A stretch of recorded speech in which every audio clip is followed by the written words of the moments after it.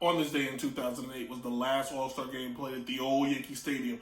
Also, it was the last time a rat was served with a hot dog in a baseball game, too. Today's an all-new batter up, and I'm Brent Reed. Let's go.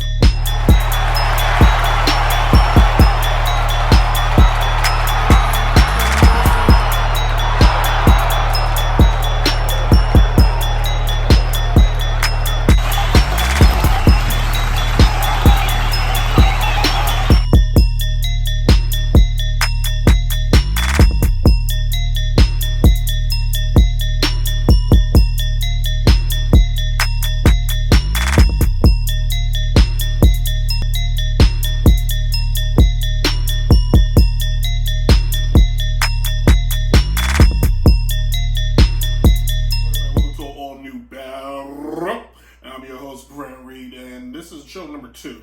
If you watched last week's show, thank you for watching for our premiere show. Subscribe, because I know you haven't. But if you're watching the show too, please subscribe and join something new.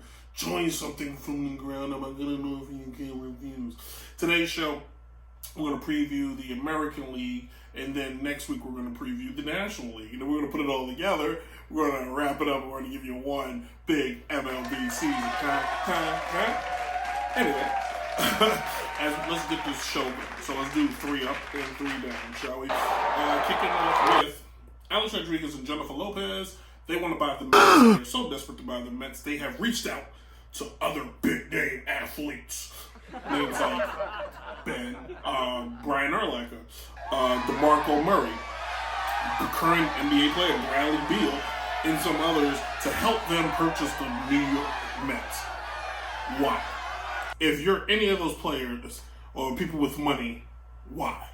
Why would you want to buy the Mets? And definitely why would you want to go into business with Alex Rodriguez and J-Lo? I think the world of them, but they may not even be together for the foreseeable future. So do you really see a partnership? And who runs the team? Is A-Rod the general manager? Is J-Lo the general manager? Is Brian Urlacher the general manager? Does Brian Urlacher know what a shortstop is? Or is he going to try to hire a middle linebacker? Or does DeMarco Murray think he should have a quarterback back there? Maybe Bradley Beal thinks there should be a 3-point line in the outfield. I forgot I'm doing the show. Sorry. Moving on. The Atlanta Braves, with so much social justice going on, it hit Atlanta. And the question is, will the Braves change their name? Well, they said no. I honestly don't think the name's offensive, but I am also not a Native American. My great-grandmother was, though, so go with that one. They will discuss getting rid of the tomahawk chop, something that they've done for many years, especially when the team was rallying. I'm not going to do it because I'm not getting in trouble, but they would do the chop. So also something that they do at Seminole games down for Florida State, too. So the Cleveland Indians also have not decided to change their name, but they did change their mascot, Chief Wahoo McDaniels. That thing was racist. Moving on. And finally, Minnesota Twins outfielder Brian Braxton was carted off the field yesterday, fielding balls out in the outfield, went out to the warning track and apparently hurt his foot. They will have x-rays to see where he is and how long he may be out for. The guy is a Gold Glover. Last year was his best year hitting 262. He's 26 years old and his future can only get brighter. Fantastic glove out in the field, and his bat is starting to warm up a little bit, so wish him the best of luck. So let's move on, shall we, as we pull the curtain and we go inside the clubhouse. Shall we? Like, I don't do peanut butter. I'm more of a jelly kind of man, you know what I'm saying? I like jelly, but they were just, hi. Embarrassing, right? Anyway, the baseball season will start next week, and I think it's only fair that we preview said upcoming season, right? Right. So let's take a look at we're gonna not do the whole MLB together. We're gonna do this week the American League, and the next week we'll do the National League, leading into the first game of the season. So, what happened last year? Well, who cares? Last year, the Yankees won a division, the Twins shocked the world and won over 100 games, winning their division, and Houston won its division. Houston would go to the World Series to face the Washington Nationals, and Houston would lose in 7 games. Kind of a boring 7-game series, if you ask me. Also, what happened last year? Houston lost its manager. moving on. Dusty Baker is now the new manager of the team, and the reason being because of cheating. The Red Sox will lose their manager too because of said cheating, but we're not going to focus on that. We're going to talk about what goes on the field. All right? So, not breaking down every team. We're not breaking down every schedule. I'm going to give it to you as raw. Give it to you as raw as I can give it to you. All right? So, pretty much it's going to be a 60-game season, and basically the team who wins enough games will win the respectable divisions. This is also going to be a weird year where 7 teams will make the playoffs outside in each division, conference, whatever you want to call it. The first team gets a bye. The 2 teams after that, they get to pick their opponents. We're going to touch on that because it's a little bit weird. But here's how I'm breaking that. Now, if I read it right, that's how it's supposed to go. But here's how we're going to break it down. The American League East will be won by the Yankees. The Yankees do have some question marks. But one thing is for certain, Garrett Cole, Luis Severino, and Tanaka could be the heck of a 3-headed monster the Yankees have never seen. And if the Yankees get stability just from James Paxton and the bullpen, you're looking at potential pitching rotation we haven't seen in the Bronx in decades. Okay, the Yankees are setting themselves up with the hitting that they already have. The hitting's always going to be there, but the question remains how the pitching stands up. So I think the Yankees will be good. I think they'll go 49-11, giving them the best record in all of the American League. Winning the Central will be Cleveland, not the Twins. I think in a shorter season, you're given a better manager in Tony Franco. Is that his name? What's the manager's name for the Cleveland Indians? They won a World Series. Tony something. We'll figure it out. We're going to do it together. In any case, the cool thing is in the shorter season, Terry.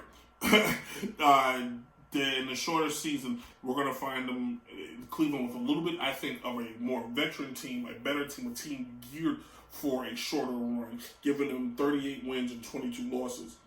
The Houston Astros will win the West again. They're going to win 44 wins and 16 losses.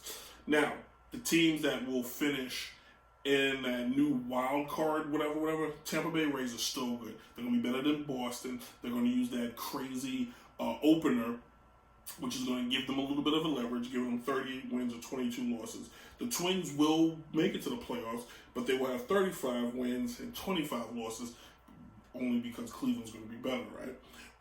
The Angels will make the playoffs with 32 wins and 28 losses.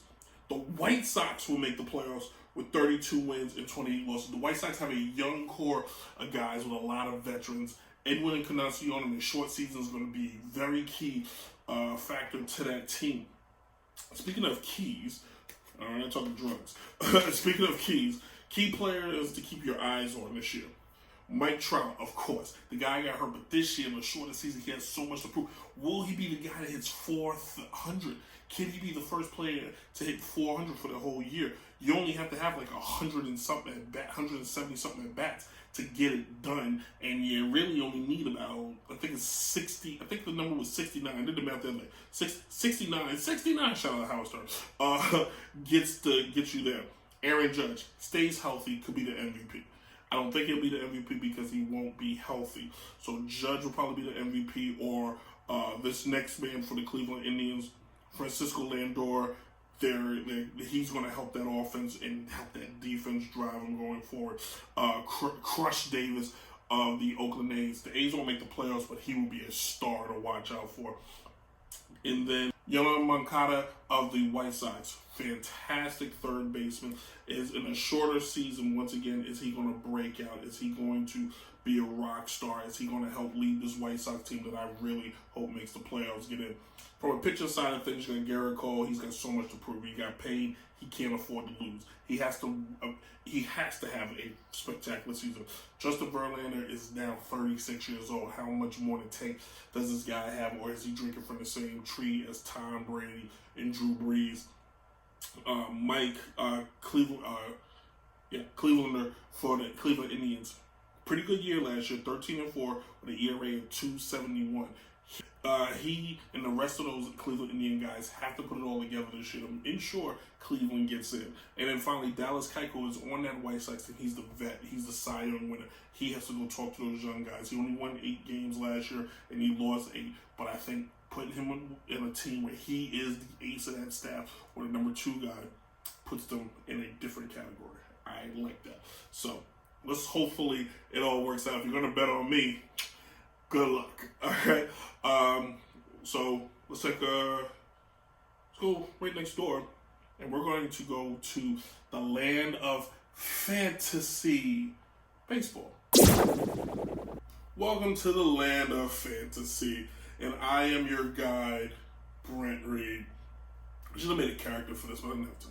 Anyway, a couple years ago, I just started playing fantasy baseball. Have not won a championship, but I've been to a championship. Any case, players that you should look for this year in fantasy baseball. American League Edition. So let's get started, shall we? Interestingly enough, you want to go, anytime you're going into the deep waters, you want to go with a Trout, a strong Trout. Mike Trout, that is. Mike Trout, one of the best guys you can always look for. He's always going to give you a bunch of home runs, 40 to 50 plus, and he's going to bat around 300. He's always going to have 100 RBIs. You can count on the guy at least to go 2 for 3 in a few games to put you in position to win and gain a lot of points. From the Cleveland Indians, you're going to want a shortstop that can get it done. FL will do it. Francisco Lindor is the man. He's a MVP in the wings. He's a stud. He is going to be one of, if you're looking for a guy, you want him in the category. Need a pitcher? Garrett Cole. Garrett Cole playing in the Bronx is going to give you wins. Winning, I think, is what matters. Winning. He's going, because the Yankees are going to put up a ton of runs. All he has to do is just get to the 7th inning, and the Yankees bullpen will ensure the rest. So Garrett Cole is pretty much what you want. Joining his teammate, Jose Ramirez, good third baseman, somebody you should really keep your eye on. Alex Bregman of Houston, another good player you want to keep an eye on. Guy who's turning easily into the leader and the face of that franchise, even though Jose Altuve is still there. Couple can't hurt to haves. How about George Springer of Houston, Aaron Judge of the Yankees? You can't hurt to have some of those guys. Justin Verlander, Dallas Keuchel, can't hurt to have those guys. Crush Davis, if you want a lot of home runs, can't hurt to have them either. Guys that put you in position to at least get some spare W's here. The biggest thing I can tell you if you're going to do fantasy baseball is make sure that whoever you put on your bench is somebody that's going to see the field. And know this, please, it's not, the games come down to sometimes, it's not always the stars' names. Sometimes it's guys that play. Pay close attention to guys who play for the Colorado Rockies, guys who play for the Washington Nationals, where they bat in the order, who hits in front of them, who hits behind them, because those guys are the ones that reap the benefits. If a guy's hitting, whoever hits behind Aaron Judge is going to reap benefits because that team is not going to want to pitch to Aaron Judge. So, just saying. Oh, Gabriel Torres of the Yankees was one of my can't hurt to haves. So take a look at him. Hey, thank you all for watching. Once again, please subscribe and enjoy. We'll be back next week with the NL preview. That should be fun. And then we may do a special watch along Yankee game, or at least preview watch along. We know with the pandemic and everything going on, we can only hope that the season continues and gives us a little bit of ray of sunshine. I am your host, Brent Reed. It has been fun, and we'll see you next week. Deuces.